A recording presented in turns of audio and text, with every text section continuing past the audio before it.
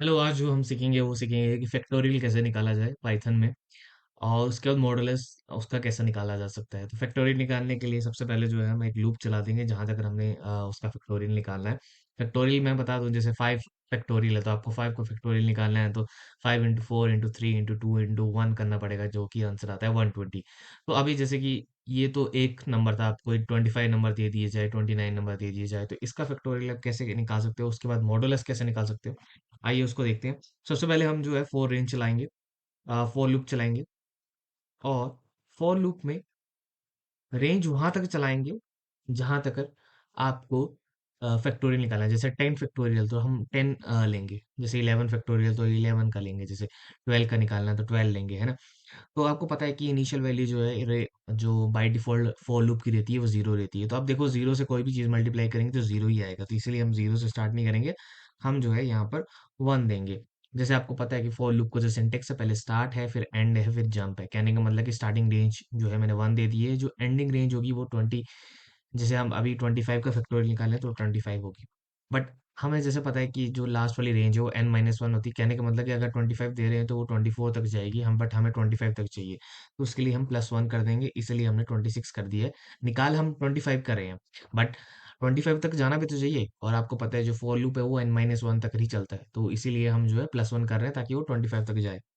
उसके बाद 25 तक जाने के बाद हम क्या करेंगे, जैसे आई है, आई में क्या होगा, वैल्यू होगी पहले वन आएगी, तो वन वन को मल्टीप्लाई करेंगे वन से ही, और उसको स्टोर कर देंगे एक जे में। ठीक है, ये वेरिएबल हम इसीलिए ले रहे हैं क्योंकि ताकि हम एक इनिशियल वैल्यू असाइन कर रहे हैं। ये एक लॉजिक है, आपको बिल्डअप करना पड़ेगा कि आपको फैक्टोरियल बनाना है तो किस तरह से बना सकते हैं। तो मैं इस तरह से फैक्टोरियल बना रहा हूँ कि मुझे एक और वैल्यू, एक और मेरे को वेरिएबल चाहिए जिसमें वन स्टोर हो, ताकि वो बार बार दोबारा दोबारा स्टोर करते जाए। कहने का मतलब ये है कि अभी वन इंटू वन हो जाएगा तो जे की वैल्यू वन हो जाएगी, फिर क्या आएगा, वन के बाद टू आएगा तो टू इंटू वन कितना हो जाएगा, टू हो जाएगा, फिर टू के आगे थ्री आएगा। तो अब आपको पता है कि अब आई की वैल्यू जो है थ्री हो चुकी है, बट जे में क्या स्टोर है, वो टू है, तो थ्री इंटू टू सिक्स हो जाएगा। इस तरह से आपकी जो वैल्यू है मल्टीप्लाई होती जाएगी और दोबारा दोबारा जे में स्टोर होती जाएगी, और जो है आपकी आपको लास्ट में जाके वो आप फैक्टोरियल आपको दे देगा। जैसे कि जे का जो फैक्टोरियल है वो जो 25 का फैक्टोरियल है वो है 15512, इतना ज्यादा है। और उसके बाद हमें मॉडुलस निकालना है। मॉडुलस निकालने के लिए हम जो है जो है ये परसेंटेज साइन का यूज करते हैं। और मॉडुलस किसका, जैसे मॉडुलस निकालने के बाद जो रिमाइंडर बचता है वो है, तो अभी जैसे हम 29 से इसको मॉडुलस निकाल रहे हैं तो 5 बचेगा। ठीक है, तो ये इस तरह से जो चीजें हैं की जाती हैं, किस तरह से फैक्टोरियल और मॉडुलस जो है निकाला जाता है। अब यहीं पर अगर हम, आपको अभी इतना बड़ी वैल्यूज आपको समझ नहीं आएगी, तो अब जैसे 5 है तो 5 इंटू 4 इंटू 3 इंटू 2 इंटू 1 कितना होता है, 120 होता है।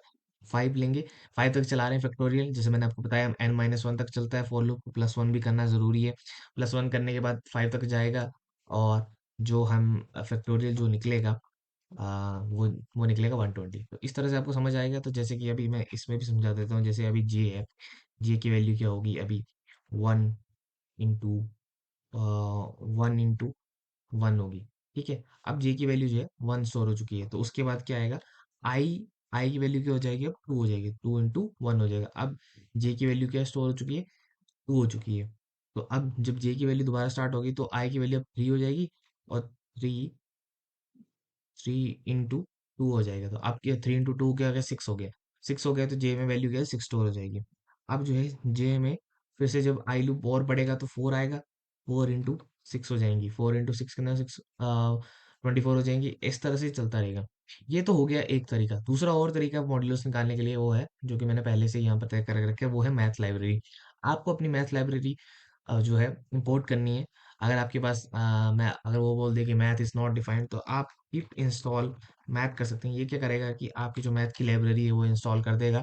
उसके बाद आप मैथ का जो फंक्शन है, इसको मैथ एज एम लोगे तो यहाँ एज एम एक एलियास है, जो एलियास असाइन करते हैं, तो एम डॉट फैक्टोरियल लिख सकते हैं। बट अभी हम मैथ को एम मैथ ही ले रहे हैं, तो हम मैथ डॉट, और क्या निकालना है, फैक्टोरियल निकालना है तो फैक्टोरियल में ए डाल दिया, और उसके बाद मॉडल्स में निकालना है तो मॉडल्स में बी लगा दिए। तो अगर इसको हटा देंगे, सिर्फ फैक्टोरियल निकालेंगे, और फैक्टोरियल हम किस चीज़ का निकाल रहे हैं, हम निकाल रहे हैं 5 का, तो जो वैल्यू है 120 आएगी। बट अगर हम यहाँ पर मॉडुलस में निकालना चाहते हैं, जो कि डायनेमिक हमने मॉडुलस में निकालना चाहते हैं फैक्टोरियल के बाद, उसका मॉडुलस निकालना है। कहने का मतलब कि 120 का मॉडुलस निकालना है, ठीक है। तो अब क्या करेंगे हम इसको जो है 29 से डिवाइड करेंगे तो रिमाइंडर में जो आएगा वो वैल्यू आएगी, ठीक है। इस तरह से आप जो है मॉडुलस निकाल सकते हैं। ये 2 स्टेप्स है, बहुत ईज़ी है। कुछ भी समझ नहीं आया तो आप कमेंट डाउन कर सकते हैं।